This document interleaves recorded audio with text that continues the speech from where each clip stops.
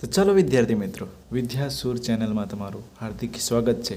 આપણે આજે મિશ્ર પૂર્ણાંકને સાદા પૂર્ણાંકમાં કેવી રીતે ફેરવું તેના વિશે શોર્ટકટમાં શીખવાનું છે. આપણે સ્કૂલમાં કઈ રીતે શીખતા હોઈએ છીએ, જેમ કે 4 ને 6 છે તો આ બંનેનો શું કરતા હોય છે, ગુણાકાર, અને પછી જે જવાબ આવે એને આની સાથે સરવાળો. જેવી રીતે કે 6 ચોક 24, 24 + 3 ભાગ્યા 6, અને આપણે કરતા હોય 27/6 આવે. પરંતુ આને અત્યારે હજુ પણ આપણે શોર્ટકટમાં કેવી રીતે ફેરવવું હોય, જેવી રીતે આપણી જોડે સંખ્યા છે, આ સંખ્યા છે. હવે આ સંખ્યાને અહીંયા લગાડી દો એક મીંડી. આ મીંડી લગાડશો એટલે 6 × 5 = 30. આ મીંડી આને મૂકી દો એક, અહીંયા મૂકી દો એક પોઈન્ટ, અને જે જવાબ આવે અહીંયા મૂકી દો. જવાબ આવી ગયો 4.5.